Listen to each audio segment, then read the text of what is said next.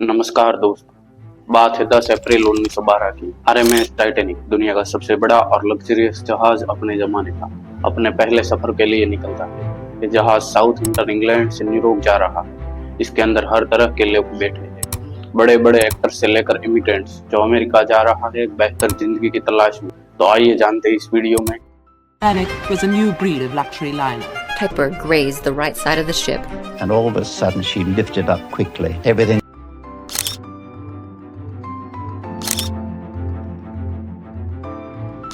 इस शिप की कमान संभाला एक 62 साल के senior captain Edward John Smith. Passenger, public और मीडिया में बहुत एक्साइटमेंट है टाइटैनिक को लेकर। आखिर न सिर्फ है दुनिया की बड़ी शिप है, उसकी लेंथ 269 मीटर और हाइट 50 मीटर से ज्यादा थी, बल्कि इसे बनाने में जो लग्जरी इस्तेमाल की वो दिल दहला देती है। उस जमाने में शिप को बनाने की कॉस्ट 7.5 मिलियन डॉलर, जो आज के जमाने के 400 मिलियन डॉलर के बराबर है। शिप के अंदर की फैसिलिटी और डेकोरेशन किसी 5 स्टार होटल को भी पीछे छोड़ देगी। एक जिम, एक स्क्वॉश कोर्ट, 4 रेस्टोरेंट, 2 बार्बर की दुकानें, एक लाइब्रेरी, स्टेन ग्लास की खिड़की और नेटवुड पैनलिंग, एक heated swimming pool, Turkish bath, electric bath और तो और जिस तरीके का सेफ्टी फीचर का इस्तेमाल किया गया था इस शिप को बनाने में, एक ऐसी शिप जो कभी डूब ही नहीं सकती क्योंकि इतनी सेफ है। व्हाइट स्टार लाइन कंपनी का नाम था जिसने इस टाइटैनिक को बनाया था। उसके वाइस प्रेसिडेंट इतने कॉन्फिडेंट थे इस चीज को लेकर, उन्होंने पब्लिक के सामने आकर कहा था कि यह जहाज अनसिंकेबल है। लेकिन अपने पहले सफर पर रवाना होने के सिर्फ 2 ही दिन बाद 12 अप्रैल 1912 टाइटैनिक को अपनी पहली आइस वार्निंग मिलती है। यानी जिस अटलांटिक ओशन पर तैर कर ये टाइटैनिक अमेरिका की ओर बढ़ रहा है वहां पर आइस मौजूद है, बड़े बड़े बर्फ के पहाड़ मौजूद है, आइसबर्ग। जो खतरा है इस जहाज के लिए, ये वार्निंग इतनी अनयूजुअल चीज नहीं है। समुद्र से गुजरने वाले जहाज अक्सर अपने आसपास वाले जहाज को रेडियो के थ्रू कम्युनिकेट करके बताते रहते हैं समुद्र के इस एरिया में बहुत ज्यादा बर्फ मौजूद है, ध्यान से आगे बढ़े। इन वार्निंग को रिसीव करने के बाद टाइटैनिक ने अपने कोर्स को 2 बार बदल दी है डेंजर को अवॉइड करने के लिए, लेकिन अपनी स्पीड को कम नहीं करी।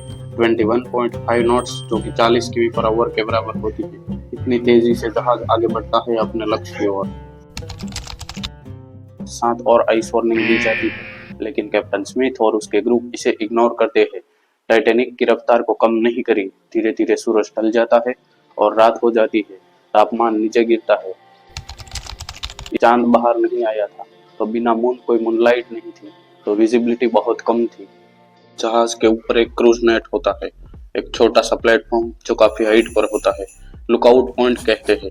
यहाँ पर किसी को बिठा कर रखा जाता है कि सामने जहाज के क्या रहा है वो नजर रख सके। इस जगह पर बैठा था उसे बड़ी ठंड का सामना करना पड़ता है। बहुत तेज रफ्तार से हवा बह रही थी, ऊपर से रात का समय था, ठंड की वजह से आंख से आंसू भी आने लगते हैं, इसलिए आगे देखना और भी मुश्किल हो जाता है। रात के 11:39 क्रूज नेट पे बैठा बंदा अचानक से सामने देखता है एक बड़ा सा बर्फ का पहाड़, आइसबर्ग, जो सामने आ गया। जल्दी से 3 बार घंटड़ी को बचाता है ताकि नीचे बैठे लोग सुन सके। फिर फोन उठाकर कॉल करता है, ऑफिसर को चिल्लाकर कहता है हमारे सामने एक आइसबर्ग है, जल्दी से जहाज को मोड़ो। इस बात को सुनते हैं और इंजन रूम को संदेश देते हैं कि जहाज को लेफ्ट डायरेक्शन में मोड़ दो, लेकिन अनफॉर्चुनेटली बहुत लेट हो चुका था। 1 मिनट बाद 11:40 जहाज जाकर आइसबर्ग से टकरा जाता है। Titanic was a new breed of luxury liner. Titanic left port in Southampton, England. Among her passengers were many of the wealthy and influential. The band played the gayest tunes and American ragtime dances. The time was 11:40. The iceberg grazed the right side of the ship. And all of a sudden she lifted up quickly. Everything that was movable was going through her. I didn't think it was serious because I didn't think it was possible. A big ship like that could sink. Iceberg कोई छोटा मोटा iceberg नहीं था। Length में 200 by 400 feet था, height में cruise net तक आ रहा था। साइंटिस्ट का एस्टिमेट है इस आइसबर्ग का वजन 1.5 मिलियन टन था। आइसबर्ग के साथ टकराव जहाज फ्रंट राइट साइड पे हुआ। स्पेसिफिकली कहा जाए तो बो के पास हुआ। वो कौन सा हिस्सा होता है वो आप फोटो में देख सकते हैं। इस सामने का ये वाला एरिया होता है, बो के ऊपर वाला एरिया होता है उसे स्टार्न कहते हैं, और बाहर निकला हुआ पार्ट को किल कहते हैं। करीब 10 सेकंड तक ये जहाज आइसबर्ग के साथ खिसकता चला गया और एक बड़ा डैन पड़ गया। इस वजह से शिप की मेन बॉडी में छोटे छोटे होल भी हो गए। आप सोचोगे कि कैसे पॉसिबल हो सकता है, एक बर्फ का टुकड़ा एक मेटल को कैसे काट सकता है। अपने फ्रीज में रखी बर्फ को इस्तेमाल करोगे तो उससे मेटल नहीं कटेगी। ध्यान रखिए कि एक बर्फ का पहाड़, उसका खुद का वजन कितना होता है। अब कहने के लिए तो लकड़ी भी मेटल को नहीं काट सकती, लेकिन फिर भी आपकी मेटल की बनी गाड़ी जाकर पेड़ से टकरा कर चकनाचूर हो जाती है। सिमिलरली इस आइसबर्ग का वजन इतना था कि इसने इस टाइटैनिक जहाज को बुरी तरह से चोट पहुंचाई। कोलिजन के कुछ ही सेकंड बाद कैप्टन स्मिथ और शिप के आर्किटेक्ट थॉमस एंड्रूज तुरंत पहुंचे देखने के लिए कि जहाज को कितनी चोट पहुंची है। इम्पैक्ट की वजह से देखा तो उन्हें रियलाइज किया कि जहाज तो डूब कंप्लीटली शॉक हो गई है। इस चीज को देखकर उन्हें लगता था कि ये जहाज अनसिंकेबल है, कभी डूब ही नहीं सकता। वीडियो के शुरू में मैंने बताया था इस जहाज में सेफ्टी फीचर कमाल के थे। पहला, इस जहाज के अंदर डबल बॉटम हल था। हल जो होता है वो जहाज की मेन बॉडी को कहा जाता है।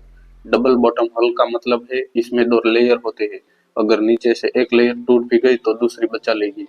दूसरा, जो शिप की मेन बॉडी है उसे 16 अलग अलग वाटर टाइट कंपार्टमेंट में डिवाइड किया गया है। 16 में से 4 कंपार्टमेंट पानी के भर गए तो भी जहाज तैरता रहेगा, जहाज को कोई फर्क नहीं पड़ेगा। लेकिन आइसबर्ग से जो इम्पैक्ट हुआ था ये एक्चुअली में शिप के साइड पे हुआ था। तो डबल बॉटम हल था वो किसी काम का न रहा, साइड में तो सिंगल लेयर ही लगी थी।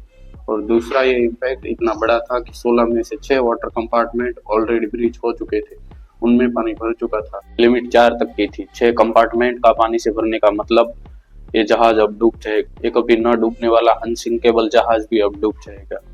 टकराव के करीब 20 मिनट बाद रात के 12 बजे कैप्टन स्मिथ ऑर्डर करते हैं अपने क्रू मेंबर को एक डिस्ट्रेस कॉल भेजो रेडियो पर, जो आसपास मौजूद जहाज होंगे शायद हमारे सिग्नल को पकड़ ले और हमें बचाने आ जाए। Senior radio operator Jack Philip हमारी कहानी के हीरो निकलते हैं।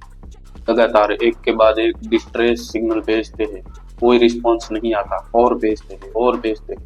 कोई तो जहाज होगा जो हमारे आसपास सुन ले हमारे सिग्नल को। 20 मिनट बाद 12:20 AM RMS कार्पेथिया, एक जहाज जो टाइटैनिक के पास मौजूद था, वो इस सिग्नल को पकड़ लेता है। रेडियो पर टाइटैनिक के ऑपरेटर से बात करते हैं और कहते हैं कि चलो मोड़ो जहाज को टाइटैनिक की ओर, हम उसे बचाने जाएंगे। प्रॉब्लम बस इतनी थी, ये जहाज पास तो था लेकिन फिर भी 107 किलोमीटर दूर था। अगर ये अपने टॉप स्पीड पर भी चलकर टाइटैनिक की जगह जाएगा तो भी 3.5 घंटे का समय लग जाएगा।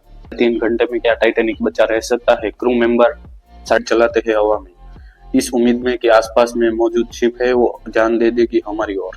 कार्पेथिया शिप के अलावा किसी और शिप का रिस्पॉन्स नहीं मिला, इसलिए कैप्टन ऑर्डर करते हैं कि अब पैसेंजर को इवैक्यूएट किया जाए। शिप में मौजूद लाइफ बोट का इस्तेमाल करके प्रोटोकॉल के अनुसार तो और बच्चों को पहली प्रायोरिटी मिलेगी लाइफ बोट में होल्ड करने की। जहाज में बैठे पैसेंजर की अगर बात की जाए तो उसे ज्यादा डर नहीं लगता था। ज्यादातर पैसेंजर मानते थे कि टाइटैनिक एक अनसिंकेबल जहाज है, कोई चिंता करने की बात नहीं है। इस रीजन से जब पहली लाइफ बोट नीचे उतारी गई, 35 लोगों की कैपेसिटी थी, लेकिन सिर्फ 28 लोग उस लाइफ बोट में गए। आधी लाइफ बोट खाली नीचे उतरी। लेकिन टाइम के साथ साथ एक के बाद एक कंपार्टमेंट पानी से भरा गए। जहाज अब टिल्ट होने लगा। अब पैसेंजर को रियलाइज होना शुरू हो गया कि यह जहाज अब डूब सकता है। पैसेंजर को रियलाइज हुआ तो इधर उधर भागने लगा। के करीब 1 बजे शिप का बोट था वो पानी के अंदर डूबने लगा। इसी वजह से जो पीछे वाला हिस्सा था टाइटैनिक का वो पानी के बाहर आ गया, जो प्रोपेलर्स थे वो पानी के बाहर आ गए। जहाज का टिल्ट इतना ज्यादा हुआ तो पूरी हड़बड़ी मच गई। लोग एक दूसरे के साथ लड़ने लगे लाइफ बोट में बैठने के लिए। प्रॉब्लम बस ये थी कि लाइफ बोट की सख्त कमी थी। जहाज पर सिर्फ 20 लाइफ बोट मौजूद थी, जिस पर अप्रोक्स 1200 लोग आ सकते हैं, लेकिन जहाज में 2200 के करीब लोग थे। रात के 2 बजे आखिरी लाइफ बोट टाइटैनिक से पानी में उतारी गई, लेकिन जहाज में अभी तक 1500 लोग मौजूद थे। इस क्यूरोस के बीच कुछ लोगों ने कोशिश करी थी लाइफ बोट में जगह छीनने की, लेकिन कुछ लोगों ने अपने भाग को मान लिया था और जहाज में रुक रहे। करीब crying, praying, trying to get into the few lifeboats that were left. No, it was 2:20 जहाज 2 टुकड़ों में टूट गया और धीरे धीरे पानी के अंदर डूबने लगा। 3 घंटे भी लगे इस कभी न डूबने वाले जहाज को पानी के अंदर डूबने में। पानी का तापमान 2 डिग्री सेल्सियस था। इस टेम्परेचर पर अगर आप पानी में गिरोगे तो कुछ ही मिनटों में आपकी मौत हो जाएगी। टाइटैनिक जहाज के कैप्टन एडवर्ड स्मिथ अंत तक व्हील पर ही बने रहे और जहाज के साथ डूब गए। आरएमएस कार्पेथिया जो टाइटैनिक के लोगों को बचाने निकला था, वो इस लोकेशन पर पहुंचता है 3:30 से 4 बजे के बीच, करीब 1 घंटा लेट। जो लाइफ बोट में लोग निकले थे, करीब 700 लोग थे, उन्हें यह जहाज सक्सेसफुली बचा लेता है।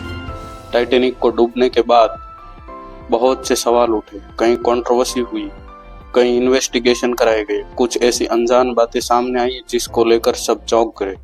कैसा लगेगा दोस्तों, एक और जहाज मौजूद था टाइटैनिक के पास।